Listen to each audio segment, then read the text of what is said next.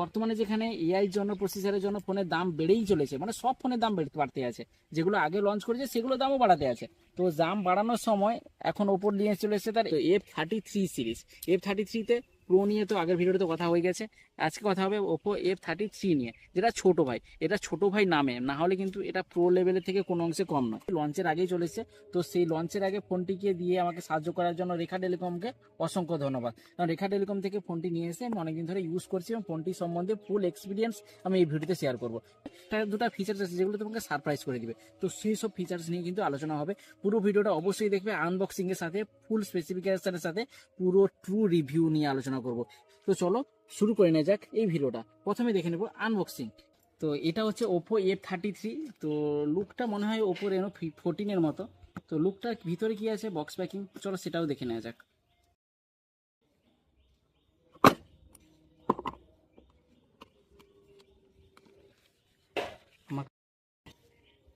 Back কভারটা ঠিকই আছে, এটা হচ্ছে কুইক গাইড। ওকে ওকে, ফোনটাকে দেখানো, ফোনটা ওয়াও হোয়াট এ ডিজাইন।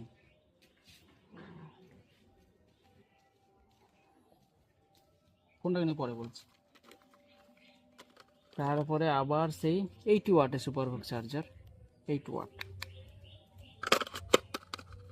আবার সেই type A to type C cable আর খুলছি না, type A to type C cable. SIM ejector tool. চলো এবার ফোনটিকে দেখে নিয়ে যাক, ফোনটিতে কি কি আছে। যেটা বলবো সেটা হচ্ছে ডিজাইন। এই ফোনটির ডিজাইন জাস্ট নিজেরাই দেখো, ডিজাইন স্পেশালি আমার খুব পছন্দ হয়েছে। কারণ এই ফোনটির ডিজাইনে যেটা ভালো লেগেছে সেটা ওপো রেনো 14-এ এই ডিজাইনটা ছিল, শুধু শুধু সাইডের বর্ডারটা ছিল না, বাকি কিন্তু সেম ডিজাইন। মানে এই সাইডের বর্ডারটা দেওয়ার জন্য ফোনটিকে আরো প্রিমিয়াম লাগছে। মানে মনেই হবে না, মনে হবে যেন 50-60 হাজার টাকা বাজেটে কোনো ফোন ইউজ করছে, মানে রেনো সিরিজের ফোন, সেগুলো তো দামি ফোন। তো সেই রকম সিরিজের একটা ফোন মনে হবে ইউজ করছো। সেই প্রাইসের এই ডিজাইন কিন্তু ব্যাপক। প্রো থেকেও আমার এমনি 33 ডিজাইনটা আমার বেশি ভালো লেগেছে। আর ক্যামেরা বামটা অত বেশি নেই, পিছনে দুটো ক্যামেরা সেটআপ আছে, বামটা বেশি নেই, সেই জন্য আরো বেশি ভালো লাগছে। আর এমনি অ্যালুমিনিয়াম ফ্রেম আছে, আর মিলিটারি গ্রেডের প্রোটেকশন আছে। ফোনটি একটু কম্প্যাক্ট স্টাইলের আছে, তাই গ্রিপটা দারুণ হবে। ফোনটি অতটা বেশি ভারীও নয়। তো আর এক হাতে আরামসে ইউজ করতে পারবে। সামনে ডিটি স্টার ডি প্লাসের প্রোটেকশন আছে, মিলিটারি গ্রেডের প্রোটেকশন আছে, আর্মার বডি 360 আর্মার বডি আছে। এফ সিরিজ মানেই তো ডিউরেবিলিটি, তো সেই ডিউরেবিলিটি এই ফোনটিতেও পাবে। তো এফ সিরিজের ফোনগুলো পারফরমেন্স হোক বা ক্যামেরা সেন্ট্রিক হোক, এগুলোতে মন দেয় না। এফ সিরিজ মানে ডিউরেবিলিটিতে বেস্ট হবে। 500 ক্যামেরা আছে, কোনো মেমোরি কার্ডের সাপোর্ট নেই, কোনো এনএফসিরও সাপোর্ট নেই। আর এই ফোনটিতে IP66, IP68 এবং IP69 এর রেটিংস আছে, যেগুলো ওয়াটার ডাস্ট রেসিস্ট্যান্স ভেবে নিতেই পারো। তাই জলে টেস্ট করতে যেও না বা কোনো জায়গা থেকে ফেলে টেস্ট করতে যেও না। তো এইগুলো তোমাদের পার্সোনাল ব্যাপার। জাস্ট আর এই ফোনটিতে ডিসপ্লে দেখলে পুরো ব্রাইট 6.57 অ্যামোলেড ডিসপ্লে আছে, 120 হার্টজের রিফ্রেশ রেট আছে, যেটার জন্য স্মুথনেস কিন্তু টপ নচ। মানে এমনি তোমাদের আউটডোর ইনডোরে ফোনটি দেখতে কোনো রকমের অসুবিধা হবে না। আমি আউটডোরেও ফোনটিকে দেখাচ্ছি, ইনডোরেও দেখাচ্ছি, কোনো রকমের ব্রাইটনেসে তো কোনো রকমের অসুবিধা নেই। কালারগুলো ঠিক আছে, ডিটেলিং ঠিকই আছে। তবে এই ফোনটির ইউটিউবে দেখার সময় নেগেটিভ পয়েন্ট কিছু আছে, যেগুলো হচ্ছে HDR সাপোর্ট নেই। আর এই ফোনটিতে 2K ভিডিও সাপোর্ট জাস্ট, কিন্তু কালারগুলো খুব ভালো। মানে কালারগুলো গ্রিনিশ টাইপের আছে, ভিভিড টাইপের কালার আছে। আলটিমেটলি এক্সপিরিয়েন্স যারা করতে চাও তাদের ক্ষেত্রে এই ফোনটি পারফেক্ট হবে। মানে কোনো বুঝতেই পারবে না যে 4K বা 2K এর কোয়ালিটি কিন্তু ডিফারেন্স হবে, তো সেটা কিন্তু বুঝতে পারবে না। 2K কোয়ালিটিও কিন্তু 4K কোয়ালিটির স্টাইলে দিচ্ছে। আর অডিওতে স্টিরিও স্পিকারের সাপোর্ট আছে, যেটাতে 300% পর্যন্ত সাউন্ড বুস্টিংও পেয়ে যাবে। মোটামুটি চোখে লাগা কালার, পছন্দ হবে মাল্টিমিডিয়া। আর এই ফোনটিতে প্রসেসরে গেলে, প্রসেসর কিন্তু যে একেবারে পারফরমেন্স সেন্ট্রিক পেন হাই লেভেল গেমিং খেলতে পারবে সেরকম নয়। মানে 60 এপিসি বিজিএমআই খেলতে পারে। মিডিয়াটেক ডায়মেনসিটি 6360 ম্যাক্সের প্রসেসর আছে, যেটা 6 ন্যানোমিটার বেস্ট। তাই হাই গেমিং মোটেও আশা করবে না, মোটামুটি গেমিং হবে। ডে টু ডে ইউজে কোনো রকমের সমস্যা নেই। তবে ফোনটি হিটিং ইস্যু অত নেই, 60 এপিএসি বিজিএমআই আরামসে খেলতে পারবে। তবে এই ফোনটিতে হাই গেমিং না করাটাই বেস্ট হবে, কারণ হাই গেমিং এর জন্য এই ফোনটা নয়। পারফরমেন্স সেন্ট্রিক ফোন ওইটা মোটেও নয়।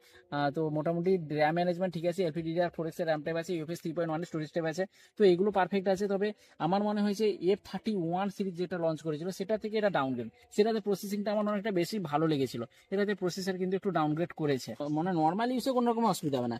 অ্যাপ ওপেনিং ক্লোজের সময় অ্যানিমেশন ভালোভাবে লক্ষ্য করতে পারবে। এবার বলবো সফটওয়্যার। এই ফোনটিতে কালার ওয়েস সফটওয়্যার আছে, যেহেতু ওপোর ফোন। আর কালার ওয়েস আছে, Android 16 এর আপডেটও আছে, তবে অনেক ব্লোটওয়্যার আছে। হট অ্যাপস, হট গেমস এগুলোও আছে, এগুলো আনইনস্টল করে তোমাকে ইনস্টল করতে হবে। প্রচুর পরিমাণে ব্লোটওয়্যার আছে, তো সেগুলোকে আনইনস্টল করে তবেই ফোনটিকে ইউজ করবে, না হলে ফোনের এক্সপিরিয়েন্স তো 12টা বেজে যাবে।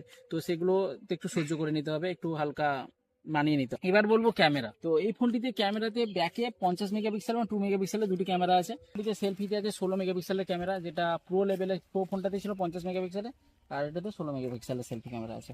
সেলফি ক্যামেরা মোটামুটি ভালো, আর ব্যাক ক্যামেরা কোয়ালিটিও ভালো। তোমাদের নর্মাল মানে ডেতে ফটোগুলো দেখাচ্ছি যেগুলো তোমাদের ভালো লাগবে, ভিভি টাইপের ফটো আছে এবং কালার ডিটেলসটা ঠিকই আছে। ফোনে যেরকম ফটো পাওয়া যায় সেরকম এক্সপিরিয়েন্স হয়ে যাবে। ক্যামেরাতে সব রকম ফিচার্স পেয়ে যাবে। পোর্ট্রেটে 2x পর্যন্ত পোর্ট্রেট সেন্সরে ফটো তুলতে পারবে। পোর্ট্রেট কোয়ালিটি ডিসেন্ট আছে, এমনি নর্মাল ফটোতেও ডিটেলিং ঠিকই আছে, ডিসেন্ট কোয়ালিটি ফটো তোমরা এক্সপিরিয়েন্স পাবে। আর সেলফিতে অতটা বিউটিফাই নয়, সেলফি কোয়ালিটিও ভালো আছে, মোটামুটি একটু ব্ল্যাকিশ টাইপের সেলফি আছে। তবে এই ফোনটিতে ক্যামেরাতে যেটা যাই হোক না কেমন, ফটো কোয়ালিটি তোমরা নিজেরাই দেখে কমেন্ট করে জানিও যে ক্যামেরা কোয়ালিটি কেমন লেগেছে। ফটো করে অনেক রকমের ডিটেলস আছে, ওরা লাইট আছে, নর্মালি অনেক ফিল্টারও দেখতে পাবে, যেগুলো তোমাদের ব্লগিং করতে বা ফটো তুলতে বা সোশ্যাল মিডিয়াতে এক্সপিরিয়েন্স করতে ভালো লাগবে। আর এই ফোনটিতে ভিডিও কোয়ালিটিতে আমার অনেকটাই ডাউনগ্রেড মনে হয়েছে। 1080p-তে 1080p 60fps-এ তোমার ব্যাক ক্যামেরাতে ভিডিও রেকর্ডিং পেয়ে যাবে, আর সেলফিতে 1080p 30fps-এ তোমরা পেয়ে যাবে। তো এই দুটো ক্যামেরা স্যাম্পল বা ভিডিও স্যাম্পল যাই বলো না কেন দেখিয়ে দিচ্ছি, সেটাও দেখে নাও। এটা ওপো F33, এটা প্রো ফোন নয়। তো এটাতে ভিডিও কোয়ালিটি সেই 1080p 60fps-এ দেখতে পাচ্ছ, যেটা 1x 2x দুটোই সাপোর্ট করে। কোয়ালিটি তোমরাই বলো কেমন লাগছে।